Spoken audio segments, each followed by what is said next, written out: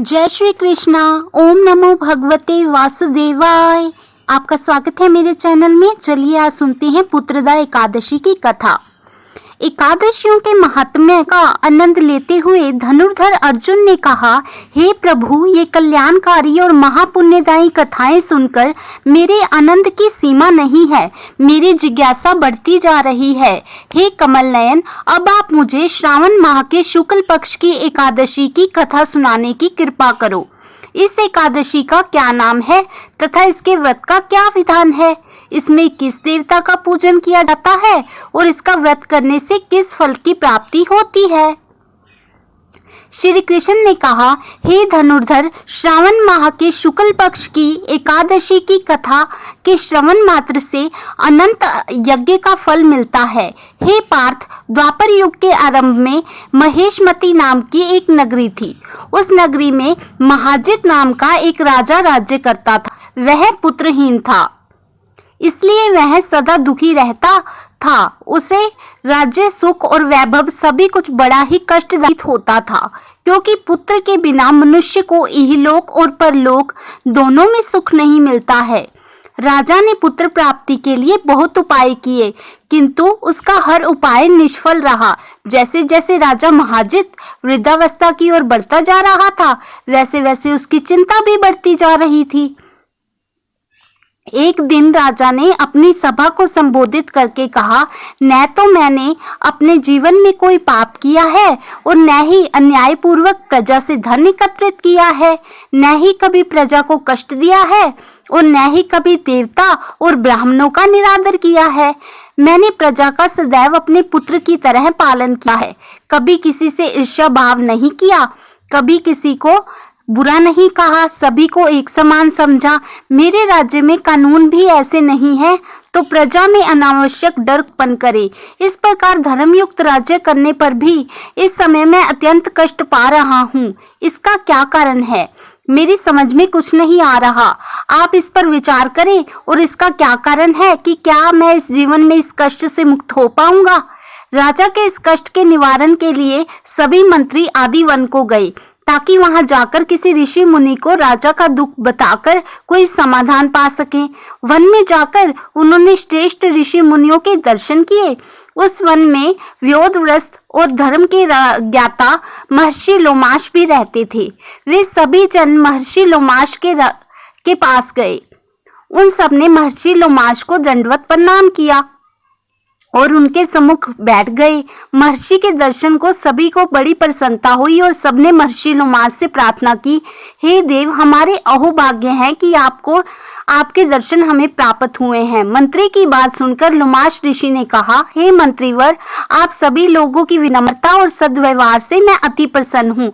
आप मुझसे अपने आने का प्रयोजन कहें। मैं आपके कार्य को अपनी सामर्थ्य के अनुसार अवश्य ही करूँगा, क्योंकि हमारा शरीर ही। लोमाश ऋषि ने मृदु वचन सुनकर मंत्री ने कहा, हे ऋषिवर, आप सभी बातों को जानने वाले हैं। आप ब्रह्मा से भी ज्यादा समर्थ हैं, अतः आप अपने संदेह को दूर कीजिए। महेशमती नामक नगरी के राजा महाजित बड़े ही धर्मात्मा व राजा वत्सल हैं। वह प्रजा का पुत्र की तरह धर्मानुसार पालन करते हैं, फिर भी वे पुत्रहीन हैं। हे महामुनि, इससे वह अत्यंत दुखी रहते हैं। हम लोग उनकी प्रजा हैं, हम भी उनके दुख से दुखी हो रहे हैं, क्योंकि प्रजा का यह कर्तव्य है कि राजा के सुख में सुख माने और दुख में दुख माने। हमें उनके पुत्रहीन होने का अभी तक कोई कारण ज्ञात नहीं है, इसलिए हम आपके पास आए हैं। अब आपके दर्शन करके हमें पूर्ण विश्वास हो गया है कि हमारा दुख अवश्य ही दूर हो जाएगा, क्योंकि महान पुरुषों के दर्शन मात्र से प्रत्येक कार्य की सिद्धि हो जाती है। अब आप हमें बताने की कृपा करें कि किस विधान से महाराज पुत्रवान हो सकते हैं। हे ऋषिवर, यह आपका हमारे ऊपर व हमारे राज्य के ऊपर बड़ा ही उपकार होगा। ऐसी करुण प्रार्थना सुनकर लोमाश ऋषि नेत्र बंद करके राजा के पूर्व जन्म के कर्मों पर विचार करने लगे। कुछ पलों बाद उन्होंने विचार करके कहा, हे भद्रजनों, यह राजा पिछले जन्म में बड़ा ही उद्दंड और बुरे कर्म किया करता था। उस जन्म में यह एक गांव से दूसरे गांव में घूमा करता था। एक बार ज्येष्ठ माह के शुक्ल पक्ष की एकादशी के दिन की बात है। यह 2 दिन से भूखा था।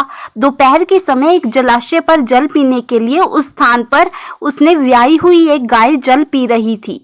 राजा ने उस ब्याई हुई गाय को भगा दिया और स्वयं जल पीने लग गया। हे श्रेष्ठ पुरुषों, इसलिए राजा को यह कष्ट भोगने पड़ रहे हैं। एकादशी के दिन भूखा रहने का फल यह हुआ कि इस जन्म में राजा को जो है राजा की पदवी मिली और प्यासी गाय को जलाशय से भगाने के कारण पुत्रहीन हो गया। यह बातें जानकर सभावत जो है प्रार्थना करने लगे, हे ऋषिवर श्रेष्ठ, शास्त्रों में यह लिखा है कि पुण्य से पाप नष्ट हो जाता है। अतः आप कृपा करके आप हमें कोई रास्ता बताइए जो राजा के पूर्व जन्म के पाप नष्ट हो जाएं और उन्हें पुत्र की प्राप्ति हो। सभासदों की प्रार्थना सुनकर रोमाश ऋषि ने जो है कहा, हे श्रेष्ठ पुरुषों, यदि तुम श्रावण माह के शुक्ल पक्ष की पुत्रदा एकादशी का व्रत और रात्रि जागरण करो और उस व्रत का फल जो है राजा के निमित्त कर दो तो तुम्हारे राजा को यहाँ पुत्र उत्पन्न हो जाएगा। राजा के सभी कष्टों का नाश हो जाएगा। इस उपाय को जानकर मंत्री सहित सभी ने महर्षि को कोटि कोटि धन्यवाद किया तथा उनका आशीर्वाद लेकर अपने राज्य में लौट आए। तदुपरांत उन्होंने तो लोमाश ऋषि की आज्ञा अनुसार पुत्रदा एकादशी का विधान पूर्वक उपवास किया और द्वादशी को उसका फल राजा को दे दिया। उस पुण्य के प्रभाव से रानी ने गर्भ धारण किया और उनके 9 माह के पश्चात एक तेजस्वी पुत्र को जन्म दिया। हे पांडुपुत्र, इसलिए इस एकादशी का नाम पुत्रदा एकादशी पड़ा। पुत्र की इच्छा रखने वाले मनुष्य को विधान पूर्वक श्रावण माह के शुक्ल पक्ष की एकादशी का व्रत करना चाहिए। इस व्रत के प्रभाव से इहलोक में सुख और परलोक में स्वर्ग की प्राप्ति होती है। अब अंत में कथा सार। पाप कर्म करते समय मनुष्य यह नहीं सोचता कि वह क्या कर रहा है, परंतु शास्त्रों में विदित होता है कि मनुष्य का छोटे से छोटा पाप भी उसे भयंकर दुख भोगने के लिए विवश कर देता है। अतः मनुष्य को पाप करने से डरना चाहिए, क्योंकि पाप नामक यह दैत्य जन्म जन्मांतर तक उसका पीछा नहीं छोड़ता।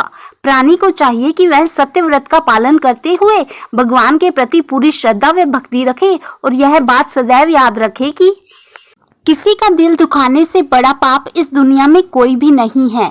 इस कथा को पढ़ते सुनते जो भी क्षमा त्रुटि हुई हो उसे भगवान जी माफ करना, और जो भी इस कथा को सुनता है या दूसरों को सुनाता है उनके जीवन में जो है सुख बरसाना। अगर आपकी पुत्र कामना की इच्छा है तो आप पर कृपा करें और आपको पुत्र की प्राप्ति हो। मिलते हैं अगले वीडियो में। आज के वीडियो में इतना ही। ओम नमः शिवाय। जय श्री कृष्णा। ओम नमो भगवते वासुदेवाय।